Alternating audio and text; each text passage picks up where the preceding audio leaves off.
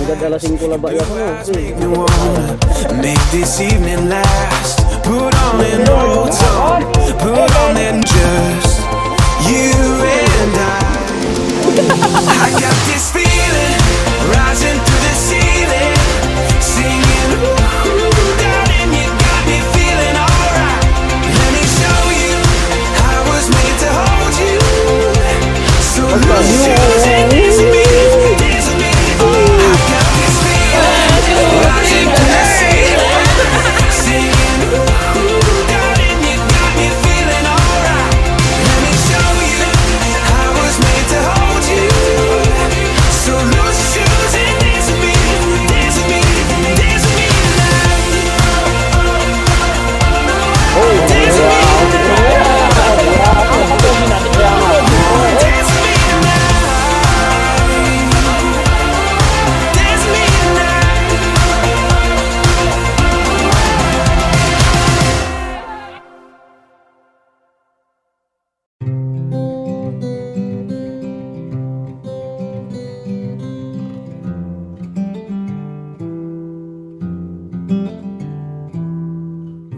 Sa aking Mrs. Mundares, unang-una sa lahat ay nais kong pasalamatan ang poong may kapal sa kadahilan ng pinagkaloob niya ang kahangahangang tao at masasabi kong may other half. Aking pinakahihintay, ngayong nandito ka, hindi sasablay. Hindi trial lang and error ang pagsasama bilang mag-asawa. Your vows today will start a legal relationship between the two of you. Kung dati-rate ay voluntary commitment lamang ninyo ang maging matapat sa bawat isa, mula sa hapon na ito, the moment we sign your papers together, faithfulness will become a legal responsibility. Magkasama tayo, dalawa, Relax ka lang ba? binibitawan ang kamay. At mula ngayon, lilipas ang panahon, magkahawak, magkasama tayong dalawa. Melvin, B, I would say finally kasal na tayo. Nandito ako ngayon sa iyong harapan at sa harap ng mga taong malalapit sa atin bilang iyong kabiyak mula ngayon at magpakailanman. Ikaw ang pinakamagandang nangyari sa buhay ko. Thank you for our 8 wonderful years of being together. I became a better person because of you. I keep this vow to forever promise you that I will be with you through thick and thin.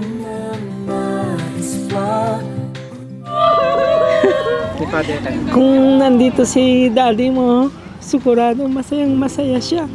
So, hindi na naantay yung kasal mo kasi. Di bali, nandito naman ako. Ngayon ay magkakatotoo. Lahat ng to dahil sa'yo. Maraming salamat sa pagmamahal, pag-aalaga at paniniwala sa akin. Nasa hirap man o sa ginhawa, muli uulitin ko, habang buhay kitang pakamamahalin at pakaiingatan, aking Mrs. Mundares. Patuloy nawa tayong gabayan ng Diyos na may kapal. At mula ngayon, lilipas ang panahon, magkahawak, magkasama tayo. Magmahalan kayo mag-asawa, tapos blessing kayo ni Lord na magandang pagkasama niyong mag-asawa. Laging malakas ang inyong katawan mag-asawa habang buhay ninyo. Opo. Yan lang payo ko sa inyo.